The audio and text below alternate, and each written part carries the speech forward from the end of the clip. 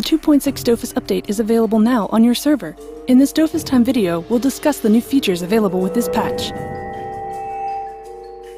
The first feature revealed on the devlog was the experience bonus for secondary characters.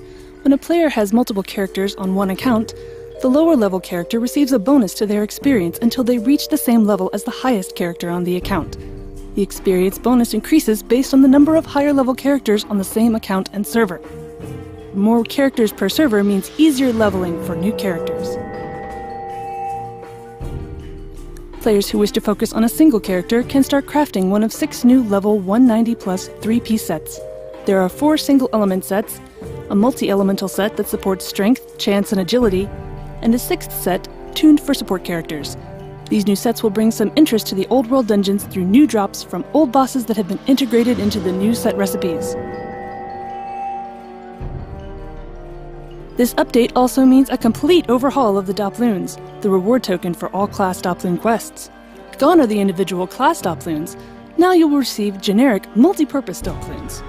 This modification makes it easier to reap the rewards of the daily Doppel quest. It's also easier to purchase scrolls and other new rewards with Doploons thanks to our new Doploon NPC merchants. The Royal Penguin's Excavation, Obsidimon's Hypnogeon, and the Snowfox's Den have all been adjusted for lower difficulty to help increase access to these dungeons for players level 160 to 200. One of the most important changes was an increase in the duration of the vulnerability state to 3 turns.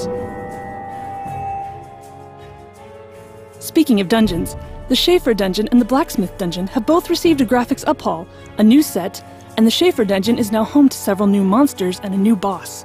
But be careful when exploring the Schaefer Dungeon. Those Schaefer archers aim for the knee.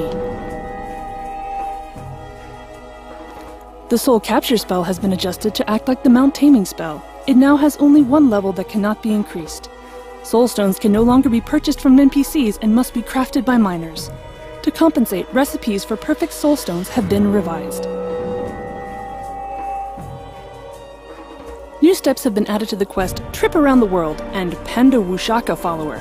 These new steps have also got new rewards to increase their appeal. Colosseum ratings have been adjusted to better represent each character's power, and the Colo matchmaking system offers better, more balanced fights.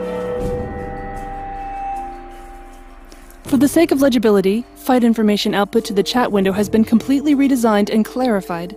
The mini-map and world map have been improved so you can wander through the world of 12 with ease. The markets of Astra, Bonta, and Brakmar have been merged. An item put up for sale in one city can now be purchased in the other 2 markets. However, it's still not possible to buy or sell items above level 20 in Astra. In order to make arch hunting easier, arch monsters can now insert themselves into existing monster groups when their respawn time is up. And you know what this means. It's ochre hunting time! Last but not least, class balancing. The rogue class received a few buffs, while Zealors acquired a new spell to replace blinding protection. There were a few minor adjustments to other classes as well. But that's not all. There's even more changes, fixes, and improvements, like the graphic update to the SRAM spells. To see all of these exciting new changes, stay tuned for DOFUS version 2.6. Good gaming!